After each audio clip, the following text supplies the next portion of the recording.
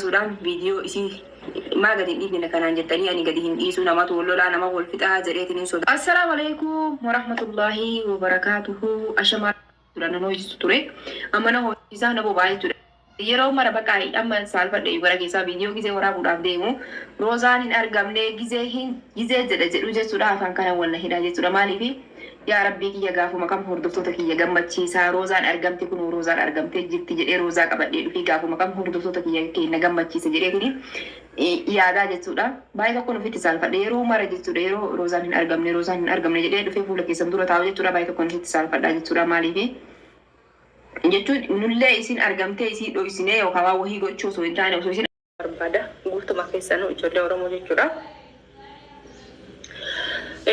Waan biraallee miti akkaan ani jireenya kee keessatti akkuma isiniif himeetiin jiru isiniif amma isin dubbadhaa jiru kana keessa kiyyaa baay'ee takka nama amanaallee baay'ee takka nama jaalladhaallee baay'ee takkatti namatti dhiyaadhaallee baay'ee takka bakka fakkeenyaaf dhiiras haa ta'u dhalas haa ta'u nama dhugaadhaan itti amanne nama dhugaadhaan itti dhiyaadhe sanii ni jaalladha. Keessa kiyyatti ni jaalladha. Dhugumaa onnirraayis jaalladha. Dhugumaan onnirraayis amana.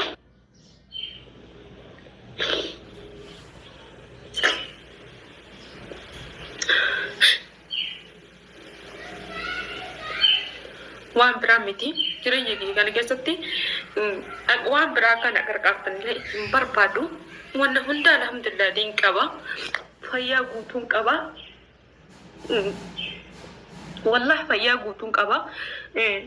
Wanna dhabeellee hin jiru alhamdulillah. Namni caaltuun waan hundumarrayyuu fayyaa qabachuudha.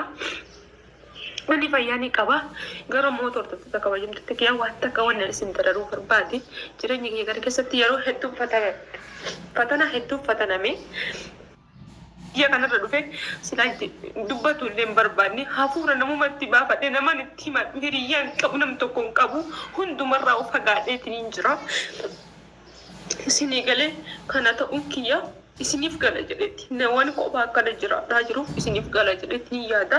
Kanaafuu hordoftootaa fi Assalamu alaikum warahmatullahi wabarakatuh. Washamaar kafuuni hordoftoonni Oromtitti YouTube jirra jirtu isiniin jecha ramaal qabattee dhuftee hojjettan munni qabadhee dhufee kunoo Roozaa abbaa manaa isii akkasuma haasawa isii kagijee mana isii jirtu isiin haasofte akkasuma immoo haasawa chaanaala isiirra dhaqxanii chaanaala isiirratti waan isiin gadhiisaa turte ilaaluu dandeessan hordoftoota kiyya.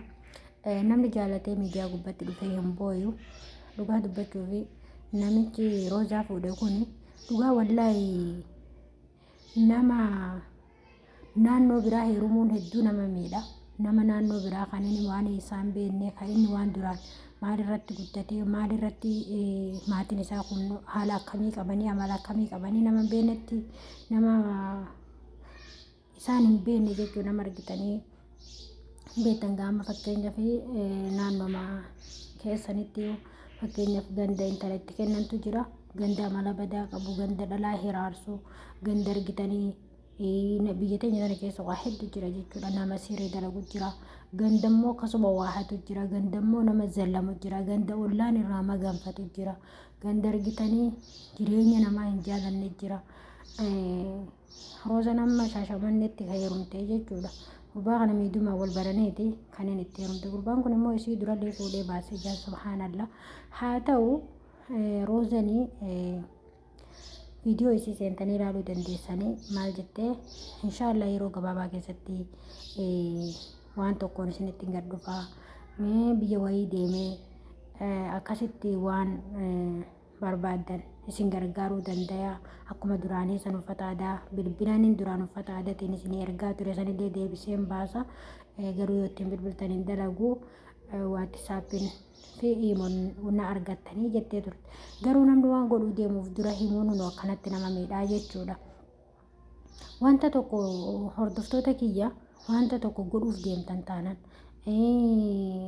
waan isin hin taane tokko irraa waa jijjiirachuuf deemtan taanaan hiccitii san gabbaatanii hin dubbatina haga bakka san geettanii hagammoo sadarkaa waan jettanii sanirra geettanii amma roozaa wanni guddaan isii miidhe jechuudha yoo dhugaa wanni kun piraankii ta'uu baate ani piraankii dira kana guutuu namni lubbuu namaatiin taphatee hin godhan jiru kunoo suuraan kun mustahiil suura roozaati namni dira kana gaa akkanatti birrii yuutuubiitiif jecha namni dira kana hin kijibu of dura iccitii fi himte jechuudha wanni isii miidhe namni isiin itti heerumte kunoo gandargitee firummaa isii walitti qabuu miti yaani oromummaa walitti qabna malee fira isiitii miti isiin firachi keessaa hin qabdu kanaaf isiin tuni deeminsaaf deemtii waan jedhamu qabanii ukkaamsanii jechuudha ukkaamsanii kun akkanatti viidiyoo kana irraa waraabanii saadaa san irratti erganii deebisanii saadaa san bulok godhanii jan ammallee deebisanii waraabanii erganii ammallee saadaa san deebisanii bulok godhanii jan namni wayii akkas haasaa namaati garuu haa ta'u roozaa waan irra guddaa isii miidhe isii matuuf miidhe haasaa isii keessa deebitanii yoo ilaaltanii namni waan godhuu deemu keessafuyyuu uummanni arsii kun jechuudha dhuguma dubbachuuf amma numatu arsiidhaa miti uummanni arsii dhalaa isaan biraa baatu hin fedhan akka duutu fedhan malee dhalaa fuudhanii gadhiisuun isaanitti du'a achitti azzaban akka waan gabriitti bitatanitti jechuudha garaagarummaan uummata arsiitiif uummata harargee jidduu jiru kan harargee yoo wal ta'an waliin jiraatan yoo waliin ta'in hoggas wal gaggeessan jechuudha uummanni arsii immoo akka waan gabriitti bara duraanii bitatanii san argitanii akkasitti fakkaatti jaartin isaanii jechuudha amma kunis akkasitti isiinan deemaa maal jettee bootaa jijjiiratu deema waan immoo isaan wal godhaa turan akka immoo inni isii miidhaa ture haasaa kanarraa hin argitan akka immoo isiin amantee akka gaafa qilleensarraa waliin jiraniitii fi akka gaafa walitti dhufanii inni biraa biyya san deebi'ee itti isiin isa agartee faallaa ta'e itti argame jechuudha haasaa isirra namni ol ba'ee imimmaan kun akka namatti rakkoo tokko malee imimmaan dira kana namni dhangalaasu roozaa rabbiin dhugaa yoo rakkoo keessa jiraattee rabbi rakkoo isiif haa furu rabbi hamtuu isiin hin dhageessisini dhugaa dubbachuuf amma garuu namoonni baay'een jechuudha nama dhiba wallaahi namoonni baay'een irraa dubbataa jiranii obboleessi isaa immoo hin banne ja'aa jiran inni immoo jaarsi amma dura gasti irratti finnee baddee jirti bilbilu manarraa gaaccufattee waan isiin baddeef hin beeku jira aboo kiyyaan kun wallaahi rabbiin isaan haa qajeelchu rabbiin argite wallaahi waan addunyaa kanarra namni jalaalame hin jiraatu hatta waan biraatiin yoo roozallee kaaniin argitanii hatta yoo lubbuu isillee galaafatanii lubbuun turii dafii numa duuti homaatii miti garuuyyuu isaan ta'e isaanii dhabanii jechuudha hatta amma durallee siirii mana keessatti natti godhan jettee booyaa turte roozan akkatti mataan kiyya kun boqonnaa na dhabe maal na dhabe dhugaa dubbachuu fi tiktookii kanarratti gizee amma isheenni tokko quraana namatti qara'ee gizee jinnii namarraa baasu warra dodolaati jan warra maarreeti jan warruma gara arsii kanatu siirii walitti godhuun baay'inaan sheetichi san biratti kan argaman jechuudha garuma baaleetii fi garuma arsii kana jechuudha dhugaa dubbachuuf garuu wallaahi namni keenya islaamummaan tun yaani miidhuma kana qofarratti moo kajaamu nama shakkisiisa jechuudha siirii godhuun rabbitti waa sharrafuun hedduu argitanii daangaa rabbi irraa nama baafti kan ammoo hin beeku namni keenya wal qaqqabuu fi wal cabsuu gara waliin cabsu waggaa waggaan itti haaromsinaa waggaa waggaan akkas goonaa jechaa turan amma roozallee rakkuma akkanaa kanatu isii fi abbaa manaa isii jidduutti godhamee ta'aa hin beektan gaa warri biyya namaa jirtan warri obboleessi keessan irratti birrii ergitan warri obboleessi keessan dura waa isinii godhaa ture gaafa immoo ati haadha manaa godhattee ati mana achitti mana keessanitti galtee qabeenya kan kee kana qabdee haga tokko wanni duraanii faayidaan isa sanirraa argatan waan irraa qabamuuf roozaa jibbuu danda'a warri jaarsa isii jechuudha warri obboleessa jaarsa isii kan inni duraan obboleessa irratti waa ergee godhataa waa meeqan sirreessitee fi jabbaan roozaa jechuudha qabeenya isaa kana haala gaariin qabdee waa meeqa waan duraan isaan hin xumuriniif hunda xumurtee waa meeqa gootee jedhan inni kanaadaa taa'ee mana caraqaa keessatti bitatee lubbuu namaatiin taphataa inuma warrummaan biyya arabaa jiruyyuu isan caalaa godhate mana caraqaa keessatti bitee jette manni nan keessa jiraadhu caraqaa keessa kanatti hin dhiyaatu muraa roozan numa boochi wallaahi dhiira oromootti warri heerumuu hin dogoggoree hanga jettu takka hundaan ga'ee jechuudha gurbaan kun jarana rabbiin sodaadhaa namni jireenya ofii haa jiraatu yoo isin hin ta'in gadi dhiisaa malee wal miidhuun hin barbaachisu nama miidhuun immoo keerii hin qabdu wal miidhuun kun hedduu ulfaataadha. Dhaabadhaaf laala kunoo kuulanii nuuta gaafas isirraa hafte kunoo nagaan bashannantee kamtu kamiin uffattee kamtu kamiin nyaattee kamtu kamiin dhugde sa'aatii barbaaddetti yuutuubii fi dalagataa sa'aatii barbaaddetti bakka feete deemtee jiraataa jirti. Isiin immoo haafoftee jireenya kana keessa seenetumaan yoon inni argite jireenyuma kiyya keessa jiraadha wayyaa jettee isa kanatti dabalamte. Ha dabalamte immoo inumaa namuma argitanii mana hidhaa seene taate jechuudha. Manni hidhaatu laafaadha. Kuni dubbii ajaa'ibaati wallahi waan nama qaanfachiisu. Roozaa rabbi namtuu wanni rabbitti jabaatu hin jiru. Rabbiin argite nabiyyallaa Yuunisiin garaa qurxummii keessaa baase isillee rakkoo san keessaa isii haa baasu.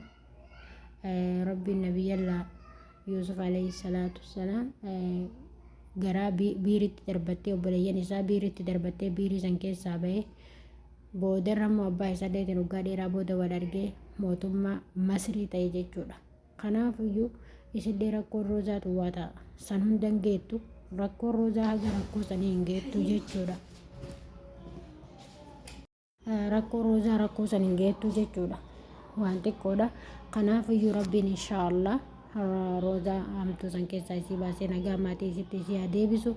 Garuu dhugaa dubbachuuf warri itti dhiyaatan gurbaa kana argitanii maatii gurbaa qabamee seeraaf dhiyaatuu qaban malee akkanumatti laaffisaniituma kunoo viidiyoon kun viidiyoo saadaa sanitti ergamee jechuudha. Jalqaba irratti xiqqoo mul'ata. Isilleen xiqqoo mul'iftee harki dhiiga qabaa dhiigatu jira jetti. Waan hedduu ulfaatu jechuudha dhugaa dubbachuufi. Kanaafiyyuu hordoftoota kiyya roozaa du'aayii godhaa fi du'aayii teessanitti hajamtee jechuudha. Roozaan rabbii namtu isirraa haa qabu. Wallahi yeroo hunda dhuftee boochi namni laaftu wanni laaftu nama hin boochiftu hin beektan intalti shamaraa takka yoo waa tokko waa godhuu dadhabdi jechuudha. Qaymammaan saniini haara galfattu qaymammaan saniini hafuura baafattu jechuudha. Namni yoo miidhame booya malee namni akkanumaan lafaa ka'ee imimmaan gadi naquu jechuudha. Imimmaan kana hin beektanii namni ergitanii namni hundinuyyuu namni rakkoo akkanaa kana hatta yoo isinillee irra hin gahin rakkoon hagana ga'ullee yoo isinirra ga'uu baate namni yoo maal ta'e booya namni akkanumatti ka'ee sababa tokko malee hin boo'u hin beektanii. Kanaafiyyuu dhiironni Oromollee dhaabbadhaaf laalaaga. Rabbiin kitaaba isin hin godhini kun jaartii qala kun akkanatti azaba maali aboo bismillaahi kun waan ergitaniif hokkataadha.